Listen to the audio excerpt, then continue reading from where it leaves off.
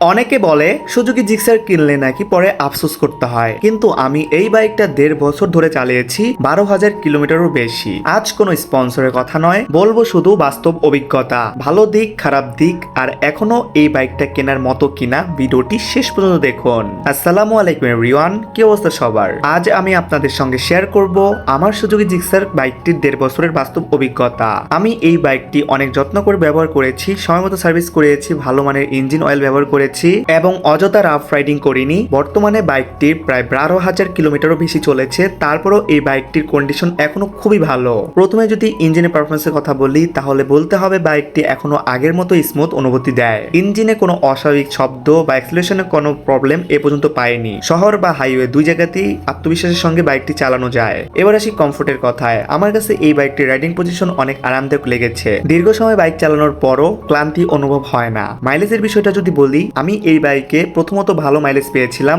মাঝখানে মাইলেজ একটু ড্রপ করেছিল। আমি সার্ভিস করার পরে মাইলেজটা আবার আপডেট হয়েছে, বর্তমানে আমি 35+ পাচ্ছি। এখন বলি এই বাইকটার সার্ভিস নিয়ে। বাইকটার সার্ভিস মেইনটেন্স খরচ খুবই কম, খুব বেশি না, কারণ এই বাইকটি কার্বোরেটর। এফআই হলে বাইকটি সার্ভিসের কষ্ট আরো বাড়তো। তবে কিছু খারাপ দিক রয়েছে। দীর্ঘ সময় খুব বেশি গতিতে চালালে এই বাইকটা কিছুটা ভাইব্রেশন অনুভূতি হতে পারে, বাট আমি এখনো পাইনি। এছাড়া খুব সফট সাসপেনশন যারা পছন্দ করেন তাদের কাছে এটি অনেক শক্ত মনে হতে পারে। এটা শুধুমাত্র আমার ব্যক্তিগত অভিজ্ঞতা থেকে শেয়ার করতেছি। সবকিছু বিবেচনা করলে 1.5 বছর প্লাস বাইকটি চালিয়েছি, 12,000 কিলোমিটার প্লাস। এই বাইকটা স্টাইলিশ, নির্ভরযোগ্য ও পারফরমেন্সের বাইক খুঁজছেন, তাহলে অবশ্যই সুজুকি জিক্সার এই বাইকটা আপনার পছন্দের তালিকায় থাকতে পারে। আপনাদের যদি এই বাইকের সম্পর্কে আরো কোনো প্রশ্ন থাকে অবশ্যই কমেন্ট করবেন, ইনশাআল্লাহ আমি কমেন্টের উত্তর দেওয়ার ট্রাই করব। ভিডিওটি ভালো লাগলে একটি লাইক দিন, বন্ধুর সঙ্গে শেয়ার করুন এবং এমন আরো ভিডিও পেতে আমাদের চ্যানেল সাবস্ক্রাইব করে পাশে বেল আইকনটি অল করে দিন।